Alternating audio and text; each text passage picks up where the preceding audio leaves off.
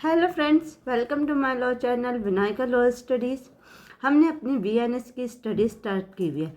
Judiciary, APO या LLB या कोई भी हर स्टेट के लिए ये क्लास आपकी फ्रूटफुल रहेगी। यहाँ पे हमने अब तक अपना बीएनएस को हमने अपने बीआरएक से शुरू किया, यानी विद डिटेल्स हम इसे पढ़ रहे हैं, जिसमें हमने अपने अब तक सेक्शन 8 तक कंप्लीट कर लिया है। सेक्शन 8 तक हमने विद डिटेल्स देख लिया है। उसमें हमने कि इंटरव्यू के क्वेश्चन हों, मेंस के हों या प्री के हों, कि क्वेश्चन कहाँ से आते हैं और कैसे आते हैं, ये भी हम हाथ के हाथ डिटेल में समझते जा रहे हैं। तो हमारा सेक्शन 8 कंप्लीट हो गया था। अब हम अपना सेक्शन 9 स्टार्ट कर लेते हैं। ठीक है। सेक्शन 9 आपका किस चीज़ से डील करता है? सेक्शन 9 करता है limit of punishment of offence made up of several offence, यानी कई अपराधों से मिलकर बने अपराधों के लिए दंड की अवधि। यानी अगर बहुत सारे अपराध एक ही सीरीज में हो रहे हैं तो अपराधी को कितनी पनिशमेंट मिलेगी। चलिए इसे को पढ़ लेते हैं। देखिए इसमें इन्होंने दिया है wear anything which is an offense is made up of part, any of which part is itself an offense, the offender shall not punished with the punishment of more। देखिए इसमें दिया है more than one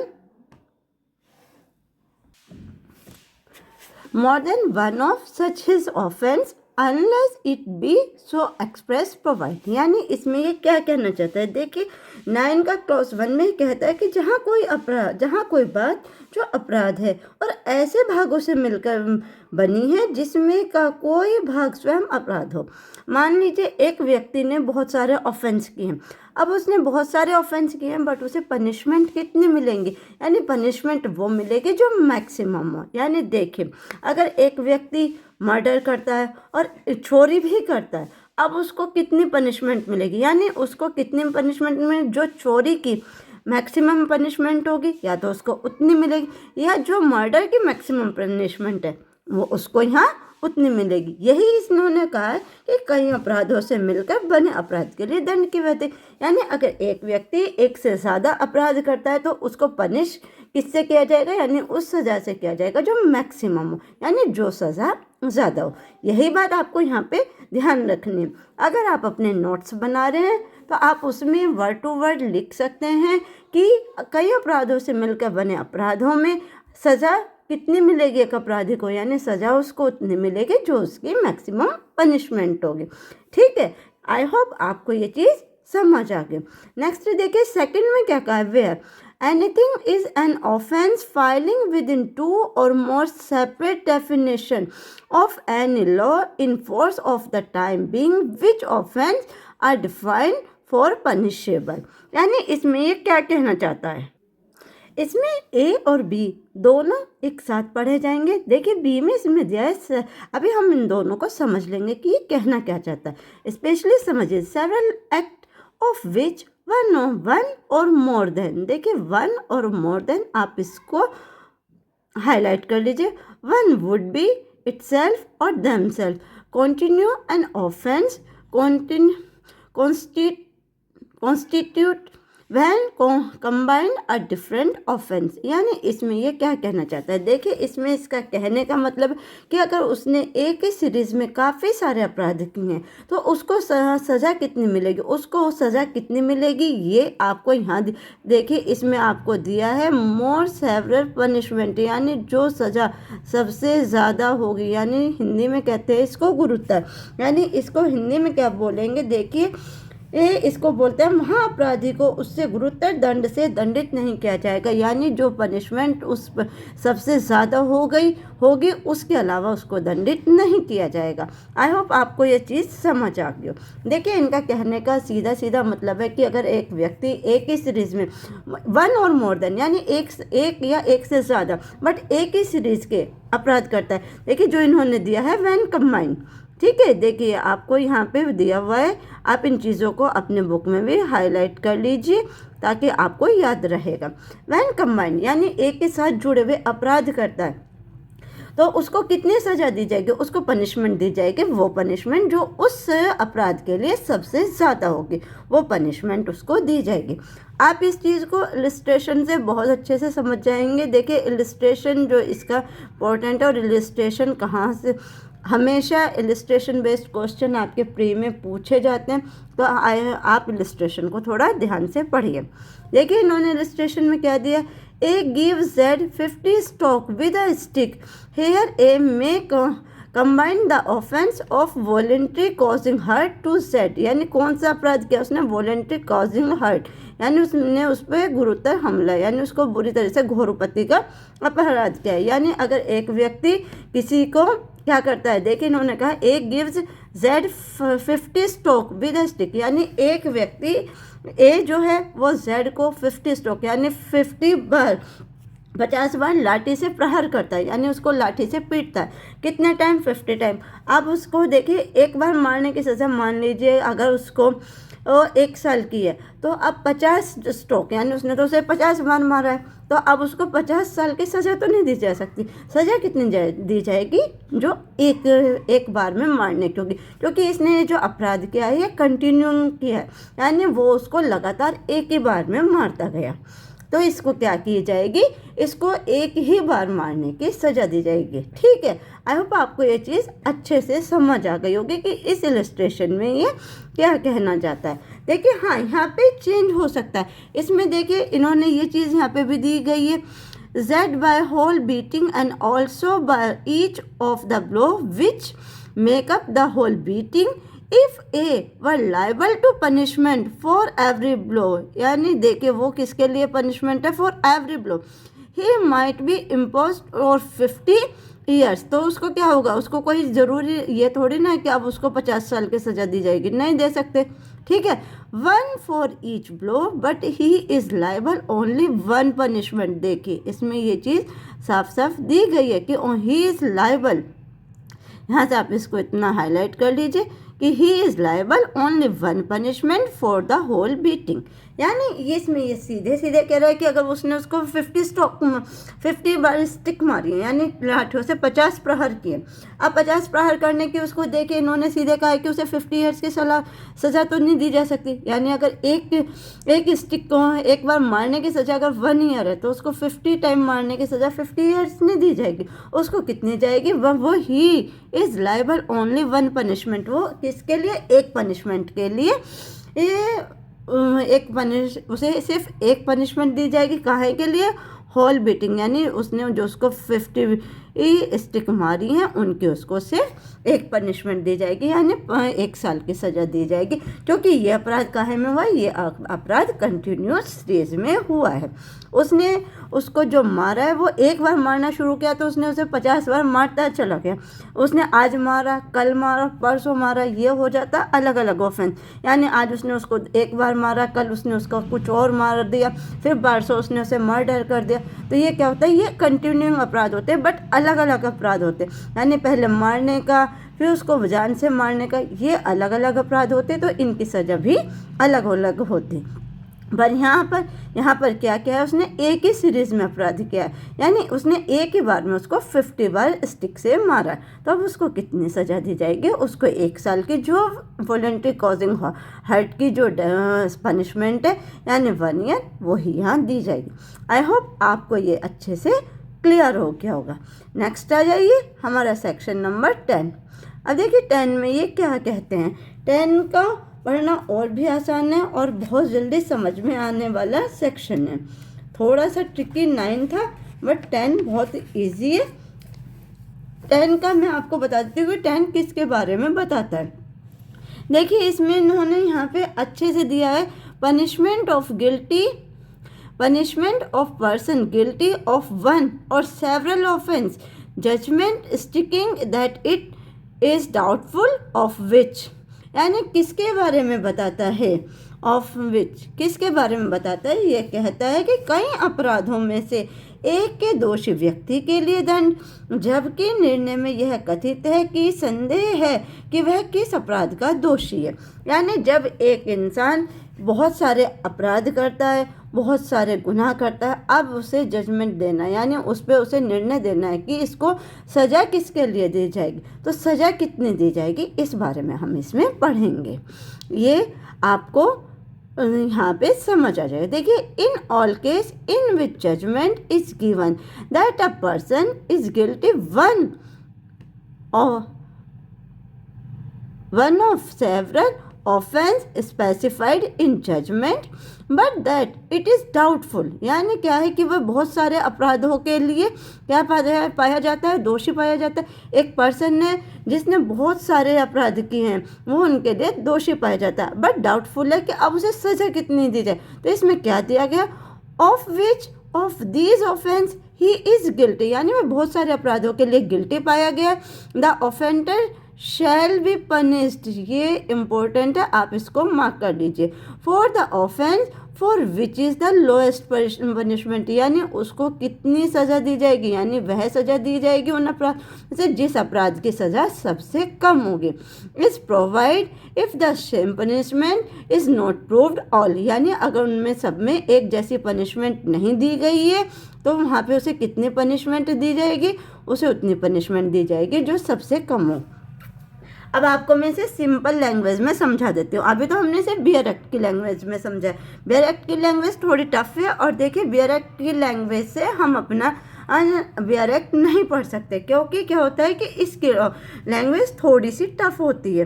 तो हमने इसका क्या करना है, देखिए अब हमें इसके लिए क्या करना है, अब हमें इसे थोड़ा सा सिंपल करके पढ़ना है। देखिए इसका कहने का क्या मतलब है। सेक्शन 10 हमें क्या कहता है, सेक्शन 10 कहता है कि अगर एक व्यक्ति है उसने बहुत सारे अपराध किए, यानी ये नहीं कह सकते आप कि उसने क्या अपराध किया, ये डाउटफुल है कि इसने कौन कौन से अपराध किए। मान लीजिए उसने स्नैचिंग भी की है, उसने चोर किया, उसने किसी को पीटा भी है, इसी तरह से उसने बहुत सारे अपराध किए, बट ये डाउटफुल है कि उसने किया कौन सा है। उसके ऊपर चार्ज तो लग गया कि हाँ उसने ये सारे अपराध किए, अब वो क्लियर नहीं हुए कि हाँ इसने ये अपराध किए हैं या नहीं किए हैं। देखिए अगर उसको हम बहुत ज़्यादा, अगर कोर्ट उसको बहुत ज़्यादा पनिशमेंट दे देता है और वो देखिए निर्दोष है, तो ये उसके लिए गलत हो जाएगा। यानी जब तक कि कोई अपराध उस पर 100% साबित ना हो जाए कि हाँ इसने कौन सा अपराध किया, तब तक क्या रहेगा, वो डाउटफुल रहेगा। अब डाउटफुल होने की वजह से उसको पनिशमेंट देने में प्रॉब्लम है कि अब इसको पनिशमेंट कितनी दी जाए, यानी उसको क्या दिया जाएगा, उसको इन अपराधों में से जो सज़ा सबसे कम होगी उस अपराध के लिए उसे पनिश किया जाएगा। आई होप अब ये आपको अच्छे से समझ आ गया होगा। कोई डाउट आपको अगर होगा तो आप मुझसे कमेंट में डाल के पूछ सकते हैं कि आपको ये डाउट है, आपका डाउट क्लियर हो जाएगा। सेक्शन 10 यहाँ पे हमारा कंप्लीट हो जाता है। नेक्स्ट आ जाते हैं हम अपना सेक्शन 11 पर। अब देखिए सेक्शन 11 क्या है, सेक्शन 11 है हमारा सोलिटरी कन्फाइनमेंट। अब पहले आप इतना सा वर्ड जो है सोलिटरी कन्फाइनमेंट, अब आप इसी को समझ लीजिए। देखिए इम्पोर्टेंट सेक्शन है, बहुत ज़्यादा इम्पोर्टेंट है। अब ये इम्पोर्टेंट क्यों है और इसका मीनिंग क्या है, ये आपको समझना पड़ेगा कि इसका मीनिंग क्या है, कि सोलिटरी कन्फाइनमेंट का होता क्या है। ठीक है, तो सोलिटरी कन्फाइनमेंट का मीनिंग क्या होता है ये आप देखिए। अब इसे हमें समझाते हैं। इसका मीनिंग होता है एकांत परिरोध। अब एकांत परिरोध कैसे होता है, देखिए एक व्यक्ति है, उसने कोई ऐसी सज़ा की है जिसके लिए उसे सोलिटरी कन्फाइनमेंट की सज़ा मिल गई। सोलिटरी कन्फाइनमेंट की सज़ा होती है कि किसी व्यक्ति को जब जेल में डालते हैं तो देखिए वहाँ पे बहुत सारे कैदी होते हैं, सिर्फ वो एक अकेला ही नहीं होता, वहाँ पे बहुत सारे कैदी होते हैं। बट सोलिटरी कन्फाइनमेंट में उस व्यक्ति को जिसे ये सज़ा मिली उसको क्या किया जाता है, अकेले को ही जेल में बंद किया जाता है, यानी उसके आसपास कोई दूसरा व्यक्ति नहीं रखा जाता। इस तरह की सज़ा को क्या बोलते हैं, इसी तरह की सज़ा को सोलिटरी कन्फाइनमेंट बोलते हैं। अब सोलिटरी कन्फाइनमेंट कौन से सजाते हैं, देखिए जब हमने सेक्शन 4 पढ़ा था उसमें हमने पनिशमेंट पढ़ी थी। पनिशमेंट में हमने 2 तरह की पनिशमेंट पढ़ी थी, यानी इम्प्रिजनमेंट था, उसमें हमने 2 पढ़ी थी, एक हमारी रिग्रेस थी और दूसरी हमारी सिंपल थी। रिग्रेस पनिशमेंट कौन सी होती है, रिग्रेस पनिशमेंट के अंदर ही सोलिटरी कन्फाइनमेंट आता है। यानी सोलिटरी कन्फाइनमेंट वो होता है उन व्यक्ति को मिलता है जिसे रिग्रेस पनिशमेंट मिली हो, ये चीज़ हम कहाँ पढ़ेंगे, अभी हम अपने सेक्शन 11 में पढ़ने वाले हैं। देखिए सेक्शन 11 में इन्होंने क्या कहा है, वेन एवर एनी पर्सन, जो मैं चीज़ें हाईलाइट करूँ आप भी अपनी बुक में इन्हें हाईलाइट कर लीजिए ताकि आपके लिए ईजी हो जाएंगे।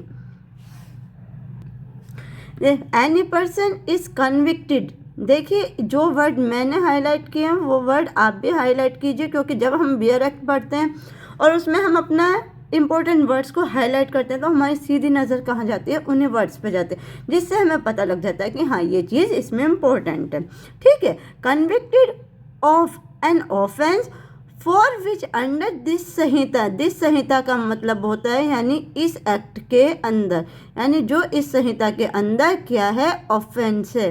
कैसा, the court has power to sentence him to regress punishment, देखिए इसमें इन्होंने ये चीज़ साफ साफ दी है जो मैंने अभी आपको पढ़ाई थी, यानी जो इस संहिता, अगर whenever any person is convicted of offence of for which under this Sanhita the court has power to sentence him to regress punishment, यानी जब कभी कोई व्यक्ति ऐसे अपराध के लिए दोषी पाया जाता है जिसके लिए उसे इस संहिता के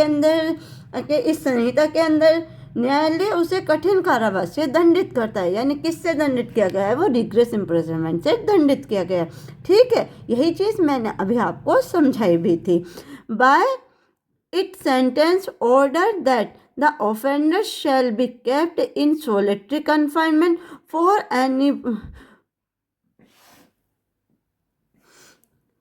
portion or potential of the imprisonment of which he is sentenced not exceed, कितना नहीं होगा, किससे ज़्यादा नहीं दी जा सकती उसको, 3 month, यानी not exceed 3 month in the whole according to the follow scale namely, यानी देखिए इसमें इन्होंने क्या कहा है, यानी किसी अगर न्यायालय आदेश देता है कि अपराधी को जिस अपराध के लिए उसे क्या दी गई है, उसे सोलिटरी कन्फाइनमेंट की सज़ा दी गई, तो वो उसे कितनी दी जाएगी, कितनी, वो उसे 3 महीने से ज़्यादा नहीं दी जाएगी।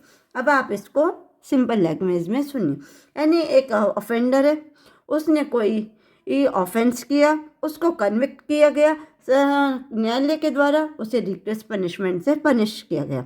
अब वो पनिशमेंट उसको कितनी दी जाएगी, देखिए जो सोलिटरी कन्फाइनमेंट की पनिशमेंट होती है वो 3 महीने से ज़्यादा नहीं होती, यानी एक व्यक्ति को एक समय में 3 महीने से ज़्यादा आप सोलिटरी कन्फाइनमेंट की सज़ा नहीं दे सकते।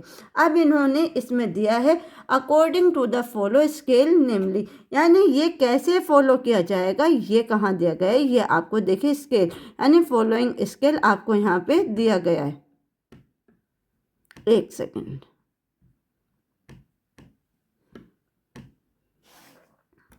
अब ये स्केल में क्या है, स्केल में क्या है, देखिए 11 का जो आपका क्लॉज ए है इसमें दिया है a time not exceed 1 month, यानी 1 महीने से ज़्यादा नहीं होगी, कब नहीं होगी, if the time of punishment shell not exceed 6 month, यानी अगर उसे 6 महीने की सज़ा हुई है, कितने की हुई है सज़ा, 6 महीने की हुई है, और 6 महीने की सज़ा कैसी, देखिए इन्होंने कहा a time not exceed 1 month, यानी एक टाइम किससे ज़्यादा नहीं होगा, 1 month से, कब, जब उसे सज़ा कितने की हुई है, 6 महीने की। अगर उसे 6 महीने की सज़ा हुई है तो उसे कितनी मिलेगी सोलिटरी कन्फाइनमेंट की सज़ा, 1 month की।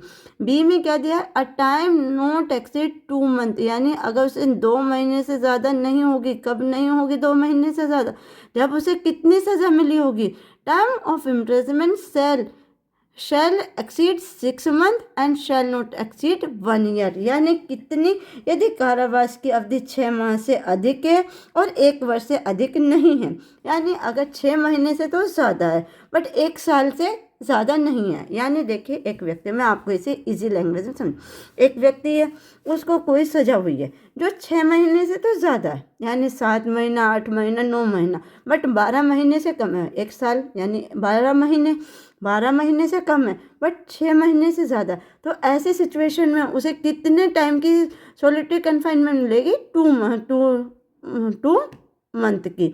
ठीक है, यानी इसमें देखिए आप अपना 6 month यहाँ से लीजिए, आप अपना इसको हाईलाइट कीजिए, 6 month shell not exceed 1 year. ठीक है, आप इसको इतना हाईलाइट कर लीजिए। यानी जब उसको 6 महीने से ज़्यादा बट 1 साल से कम की सज़ा मिली है तो सोलिटरी कन्फाइनमेंट यानी उसे रिग्रेस पनिशमेंट कितनी मिलेगी, 2 महीने से ज़्यादा नहीं मिलेगी। ठीक है, अब सी में क्या कहता है, a time not exceed 3 month. यह कब, देखिए अब यहाँ आ गया है 3 मंथ, यानी 3 मंथ की कब होगी, if the term of imprisonment shall exceed 1 year. यानी इसमें कहता है यदि कारावास की अवधि 1 वर्ष से अधिक है तो कितनी होगी, तो उसमें उसे 3 मंथ की मिलेगी। यानी कि देखिए इन तीनों में आपको बहुत अच्छे से समझा दिया गया कि रिग्रेस पनिशमेंट कैसे मिलते हैं। देखिए जब इसमें ए से समझना, हम इसे स्टार्ट करते हैं। ए में हमें बोला है कि अगर किसी व्यक्ति को, किसी अक्यूज्ड को 6 मंथ की सज़ा हुई है तो रिग्रेस पनिशमेंट कितनी होगी उसकी, 1 मंथ की होगी। 6 मंथ पे 1 मंथ। नेक्स्ट बी में हमें बताया कि अगर उसको सज़ा 6 महीने से ज़्यादा बट 1 साल से कम मिली है, यानी 7 महीना, 8 महीना, 9 महीना, 10 महीना उसको सज़ा मिली, तो ऐसी स्थिति में उसको जो सोलिटरी कन्फाइनमेंट है वो दिया जाएगा। कितना दिया जाएगा, वो उसको 2 मंथ का दिया जाएगा। नेक्स्ट लास्ट यानी हमारा सी 11 का क्लॉज सी कहता है कि अगर उसे 1 साल से ज़्यादा की सज़ा हुई है। अब 1 साल से ज़्यादा की कितनी, ये ऐसे इसमें कोई बंधन नहीं है, बट 1 साल से ज़्यादा की सज़ा हुई है तो उसे सोलिटरी कन्फाइनमेंट कितना मिलेगा, उसे सोलिटरी कन्फाइनमेंट कितना मिलेगा, 2-3 मंथ का मिलेगा। आई होप आपको ये अच्छे से समझ आ गया हो। मैं दोबारा आपको सेक्शन 11 दोबारा से डिफ़ाइन कर देती हूँ, अच्छे से समझा देती हूँ, क्योंकि मुझे पता है ये सेक्शन आपको थोड़ा टफ लग रहा होगा। देखिए इन्होंने इसमें बोला है सेक्शन 11 में, अगर कोई व्यक्ति यानी कोई पर्सन कन्विक्ट किया जाता है किसी ऐसे, इस संहिता के अंदर किसी ऐसे ऑफेंस से जिसकी पनिशमेंट रिग्रेस पनिशमेंट है, तो उसको कितनी पनिशमेंट मिलेगी, रिग्रेस पनिशमेंट कितनी मिलेगी, यानी सोलिटरी कन्फाइनमेंट उसको कितना मिलेगा। तो इसी में सेक्शन 11 में लास्ट वाली लाइन में इन्होंने दिया है नॉट एक्सीड 3 मंथ, यानी एक बार में उसको 3 महीने से ज़्यादा सोलिटरी कन्फाइनमेंट की सज़ा नहीं होती। अब सोलिटरी कन्फाइनमेंट की सज़ा 3 महीना होती है, बट ये कैसे डिवाइड करती है, यानी अगर ये थोड़ी ना कि अगर बंदे को सज़ा ही हुई है 6 महीने की तो उसको 3 महीना तो सोलिटरी कन्फाइनमेंट में नहीं रख सकते। तो इसको क्या किया गया, इसको भी यहाँ पे डिवाइड किया गया। हमारा ए पॉइंट बताता है कि अगर सज़ा 6 महीने की है तो उसे 1 मंथ कन्फाइनमेंट में रखा जाएगा। सज़ा 6 महीने से ज़्यादा और 1 साल से कम है, जो हमारा बी बताता है, तो उसे 2 मंथ के लिए सोलिटरी कन्फाइनमेंट में रखा जाएगा।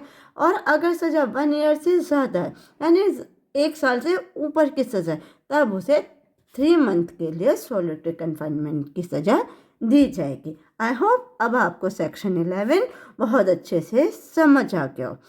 नेक्स्ट आ जाते हैं हम अपना सेक्शन 12 पे। अब हमारा सेक्शन 12 क्या कहता है, ये हमें समझना पड़ेगा। देखिए सेक्शन 12 को समझने के लिए पहले हमें इसका बेसिक समझना पड़ेगा कि सेक्शन 12 किस बारे में डील करता है। सेक्शन 12 में बताया है लिमिट ऑफ सोलिटरी कन्फाइनमेंट, यानी एकांत परिरोध की अवधि, यानी एकांत परिरोध हद से ज़्यादा कितने दिन का दिया जाएगा। अब हमें ये तो पता है कि 3 महीना सबसे ज़्यादा होती है। अब 3 महीना क्या आप किसी व्यक्ति को एक ही जगह बिल्कुल अकेले कैद करके रख सकते हैं? नहीं रख सकते, क्योंकि हो सकता है घबराहट से या किसी अन्य कारण से उस व्यक्ति को उसकी जो सेहत है उसको नुकसान पहुंच जाए। तो इसलिए हमारे कानून में इसके ऊपर भी प्रावधान है कि एक व्यक्ति को सोलिटरी कन्फाइनमेंट कितना दिया जा सकता है। इसीलिए हमारा जो सेक्शन 12 है वो बात करता है लिमिट ऑफ सोलिटरी कन्फाइनमेंट की, यानी एकांत परिरोध की अवधि। अब इसमें देखिए इसमें कितनी अवधि बताई है, इसको हम पढ़ लेते हैं। इसमें कहा है in executing a sentence of solitary confinement, यानी अगर किसी व्यक्ति को किस चीज़ की सज़ा मिली है, सोलिटरी कन्फाइनमेंट की सज़ा मिली है, such confinement shall is no case exceed 14 days a time, यानी एक व्यक्ति को जिसे सोलिटरी कन्फाइनमेंट की सज़ा मिली है तो उसको आप क्या नहीं कर सकते, एक समय में 14 दिन से ज़्यादा सज़ा नहीं दे सकते। यानी अगर उसको 3 महीना की मिली है तो आप सिर्फ 14 दिन ही उसको सॉलिटरी कन्फाइनमेंट देंगे। आफ्टर 14 डेज आपको उसको 14 डेज़ के लिए क्या करना होगा, 14 डेज़ के लिए आपको उसको रिलीज़ करना पड़ेगा। ये चीज़ हम इसमें पढ़ लेते हैं। with intervals between the period of solitary confinement of less than not less duration than such period, and when the imprisonment award shall exceed 3 months। यानी देखिए जो बात मैंने अभी आपको समझाई थी वही बात इसमें इन्होंने कही है कि अगर 3 महीने का उसको सॉलिटरी कन्फाइनमेंट मिला है तो आप उसको लगातार 3 महीने तक नहीं रख सकते। आपको उसको कैसे रखना होगा, अगर आपने 14 डेज उसको रखा है तो 14 डेज के लिए आपको उसे रिलीज भी करना पड़ेगा। इससे आगे क्या कहता है ये, the solitary confinement shall not exceed 7 days is any 1 month of the whole imprisonment award। यानी अगर उसको कितनी मिली है सज़ा, 1 मंथ की मिली है। अभी हमने पढ़ा था ना कि 1 मंथ की कब मिलती है, ये आप मुझे कमेंट में बताइएगा क्योंकि मैंने आपको ये बहुत अच्छे से पढ़ा दिया। यानी अगर उसे 1 मंथ का सॉलिटरी कन्फाइनमेंट की सज़ा मिली तो आप उसे कितने दिन रख सकते हैं, तो आप उसे 7 डेज के अंदर 7 दिन के लिए उसको कहाँ में सॉलिटरी कन्फाइनमेंट में रख सकते हैं। यानी एक अकेले कमरे में 7 दिन के लिए बंद करके रख सकते हैं। इसमें आगे बोलता है with interval between the period of solitary confinement of not less duration such period. यानी इसमें ये क्या कहना चाहता है कि एक मास में देखिए एक मास में कितना रख सकते हैं आप उसे, 7 दिन से अधिक नहीं रख सकते। साथ ही एकांत परिरोध की कालावधियों के बीच आपको क्या करना होगा, उसमें अंतराल रखना पड़ना होगा। यानी आपको क्या करना होगा, इसमें ड्यूरेशन टाइम रखना होगा। यानी अगर आपने उसको देखे, अगर उसको 1 महीने, जैसे आपको आप समझिए कि 3 महीने की सज़ा हुई, अब 3 महीने को आप कैसे काउंट करेंगे, 3 महीने को 1 मंथ काउंट होगा। अब 1 मंथ में आप उसको कितने दिन रख सकते हैं, 1 मंथ में आप उसको ओनली 7 डेज ही सॉलिटरी कन्फाइनमेंट यानी एक अकेले कमरे में बंद करके रख सकते हैं। उससे ज़्यादा आप उसको नहीं रख सकते। अगर आपने 7 दिन उसको रखा है तो फिर आपको उसको बाहर भी लाना पड़ेगा उतने ही टाइम के लिए, ताकि क्या है, ताकि उसकी सेहत पर कोई असर ना पड़े और उसको कोई हार्म ना पहुँचे।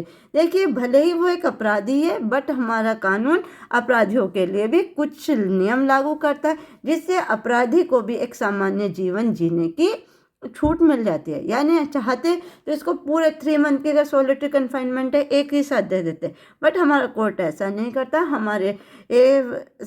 हमारी जो BNS है उसमें ऐसा कुछ भी नहीं है। उसमें दिया गया अगर किसी को सॉलिटरी कन्फाइनमेंट की सज़ा हुई है तो उसको कैसे, उसे को टुकड़ों में डिवाइड करके उसे सज़ा को पूरा करवाया जाता है। देखिए जैसे 1 मंथ का टाइम है तो 1 मंथ में कितनी दी जाएगी, 1 मंथ में सिर्फ 7 डेज की ही उसे सॉलिटरी कन्फाइनमेंट दी जाएगी।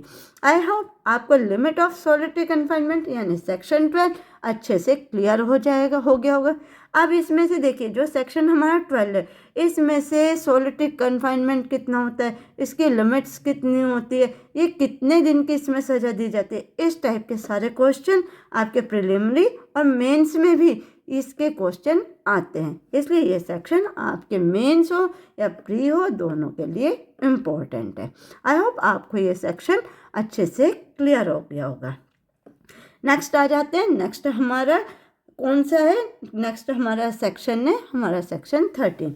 अब देखिए हमारा सेक्शन 13 हमें क्या बताता है, ये हमारे चैप्टर 2 का लास्ट सेक्शन है जहाँ हमारा चैप्टर 2 कंप्लीट हो जाएगा।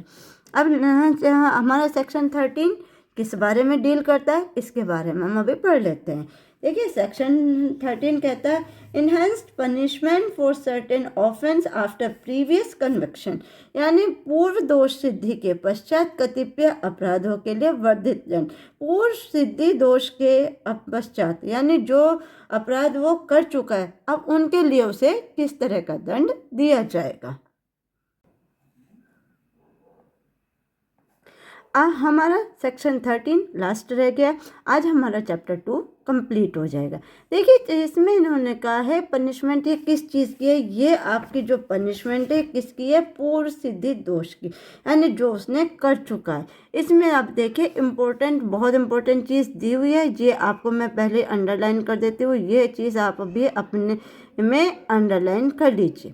देखिए इसमें क्या बताना चाहता है, इन्होंने कहा है who ever having been convicted by court in India, ठीक है, having been convicted by court in India, यानी भारत के किसी भी कोर्ट के द्वारा अगर किसी एक व्यक्ति ने क्या किया है, अपराध किया है, देखिए of an offence punishable under chapter 10 and chapter 17 of this Samhita with imprisonment of either description for a term of 3 years और अपवर्ड, यानी देखिए इसमें ये क्या कहना चाहता है, देखिए इसमें ये आपको क्या कहना चाहता है, ये बहुत ही सीधा सीधी बात है।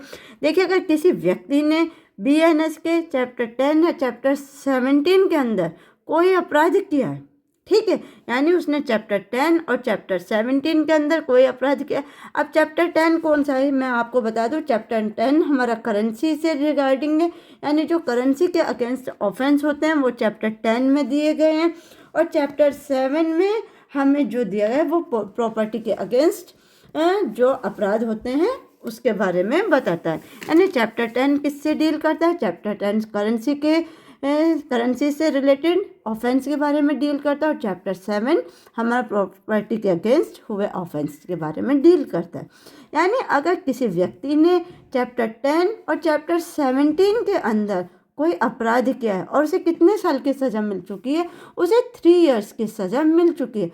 अब उसका क्या, अब उसने कहा shall be guilty of any offence punishable under either of those chapter with like imprisonment for like them, यानी देखिए अगर उसे पहले ही सज़ा मिल चुकी है और सज़ा मिलने के बाद भी, यानी 3 साल की या उससे ज़्यादा की अगर उसे सज़ा मिल चुकी है और उसके बाद भी वो चैप्टर 10 और चैप्टर 17 के अंदर दोबारा ऑफेंस करता है, तो उसको कितनी सज़ा मिलेगी, उसको आप देखिए उसको LI मिलेगी, ठीक है, या तो उसको LI से या फिर उसको कितना 10 इयर्स से ज़्यादा की पनिशमेंट दी जाएगी।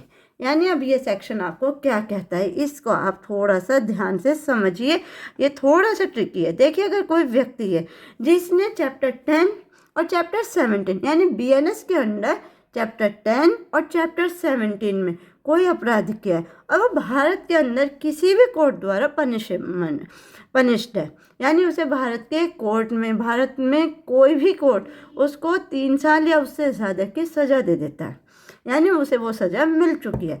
उस सज़ा के बाद भी अगर वो दोबारा चैप्टर 10 और चैप्टर 17 के अंडर कोई ऑफेंस करता है, यानी रिपीटेड ऑफेंस करता है, यानी उसने पहले भी वही अपराध किया और उसके बाद भी वही अपराध किया, अब क्या उसको फिर 3 इयर्स की सज़ा मिलेगी? नहीं, अब उसको 3 इयर्स की सज़ा नहीं मिलेगी, क्योंकि उसने क्या कहा है, उसने यही ऑफेंस रिपीट किया है। अब उसको कितनी इम्प्रिजनमेंट मिलेगी, या तो उसे LI मिलेगी या उसको 10 इयर्स की पनिशमेंट मिलेगी, यानी दोबारा अपराध करने पर उसकी सज़ा बढ़ जाएगी। कितनी बढ़ जाएगी? या तो LI या 10 इयर्स। किसके अंडर? चैप्टर 10 और चैप्टर 17 में। मैंने आपको चैप्टर 10 किस चीज़ से रिलेटेड है, यानी आपकी करेंसी के अगेंस्ट अपराध से। चैप्टर 17 किससे रिलेटेड है? चैप्टर 17 आपका अपनी प्रॉपर्टी के अगेंस्ट हुए अपराधों से रिलेटेड है। आई होप अब आपको ये दोनों सेक्शन अच्छे से समझ आ गए होंगे। यानी आपको चैप्टर सेक्शन 12 जो थोड़ा सा ट्रिकी था, और चैप्टर आपका आपका सेक्शन 13, ये दोनों अब आपको अच्छे से समझ आ गए होंगे। यहाँ होता है हमारा BNS का चैप्टर 2 कंप्लीट, यानी हमारा सेक्शन 13 तक हमारा कहाँ से शुरू हुआ था? सेक्शन 4 से शुरू हुआ था।